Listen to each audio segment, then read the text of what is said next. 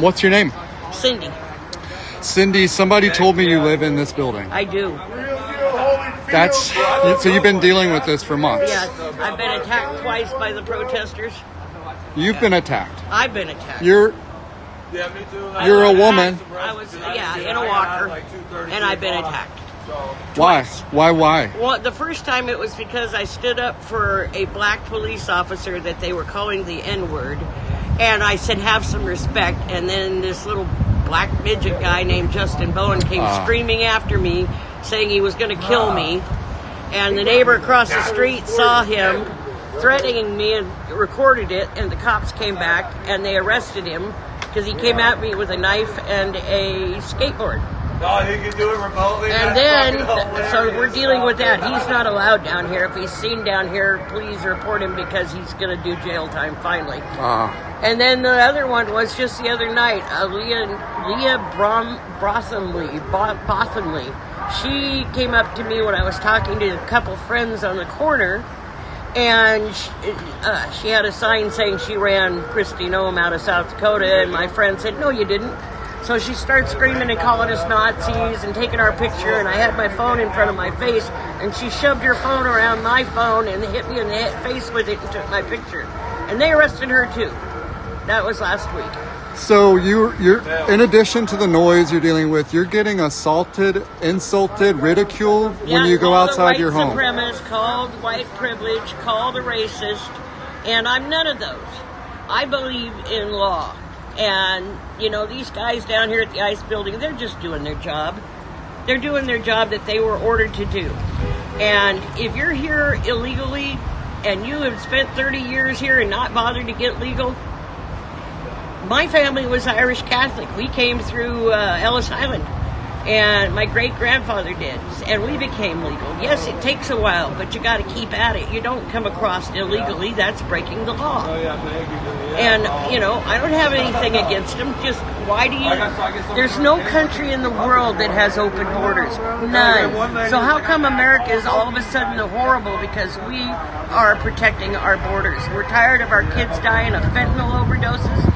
We're tired of people complaining about our government, but yet they don't have any problem getting government-issued food stamps and help with rent and everything.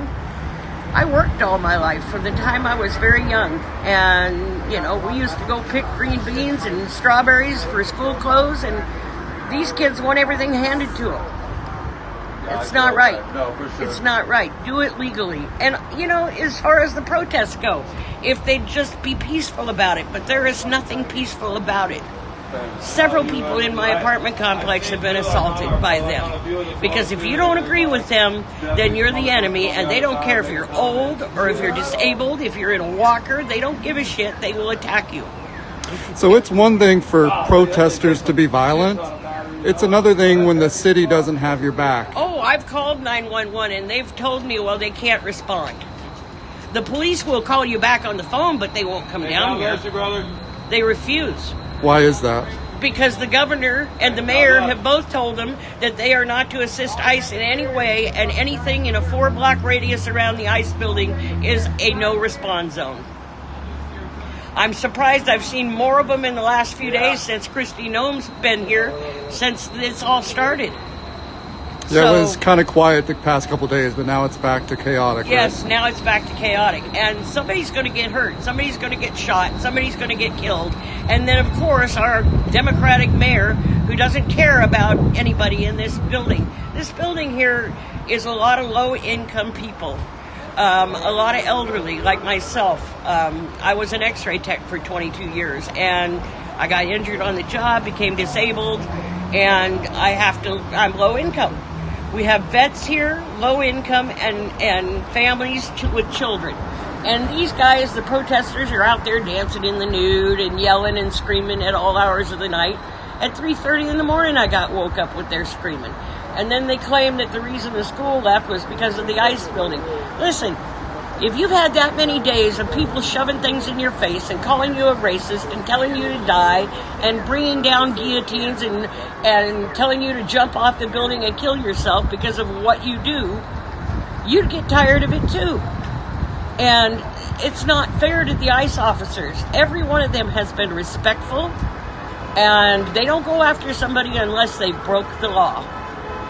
We have laws for a reason in this country, and that's just the bottom line. How do you think this is going to end? What do we need to happen? Unless they're willing to sit down and talk to each other, it's not going to end. It's going to be going for the next 3 years. I've already put in for a wait list at several different apartments. You're having to move. I'm not going to stay here with this for 3 years, no.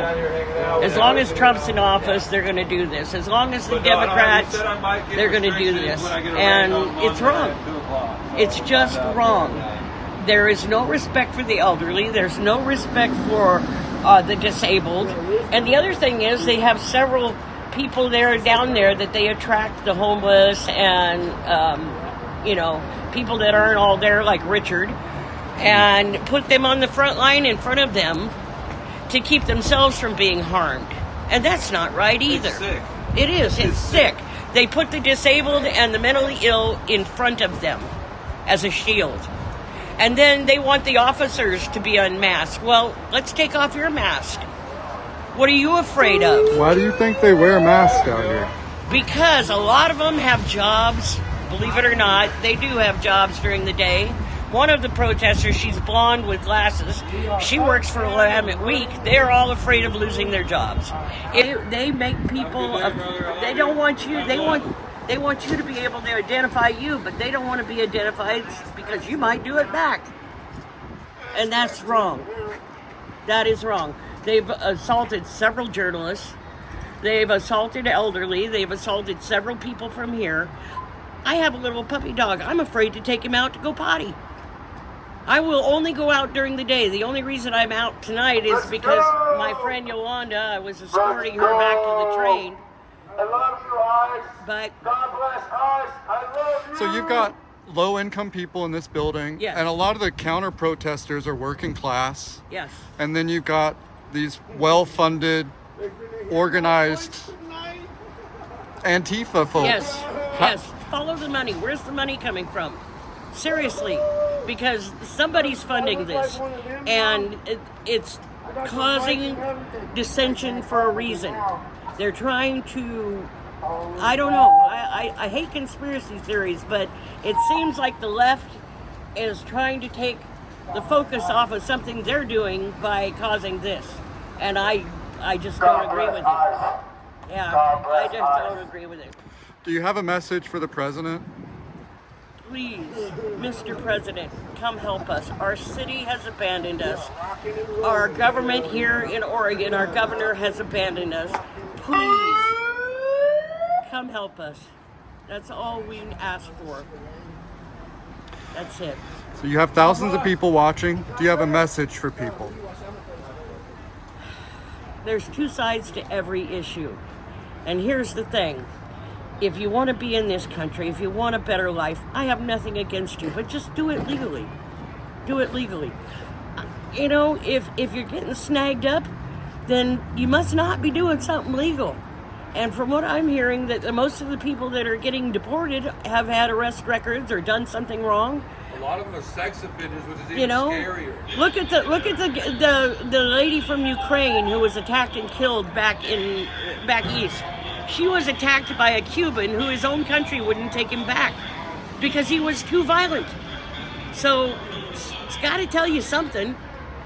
And all our young, and here's the other thing, they're so focused on the immigrants. Why don't you help your own people that are so homeless and need a place to live, need food, need help with drug addiction? Use that money to help our people that are already here, that are legally here. What's your name one more time? Cindy, Cindy, thank you so much for sharing your story. I really appreciate talking to you. thank you. I appreciate it.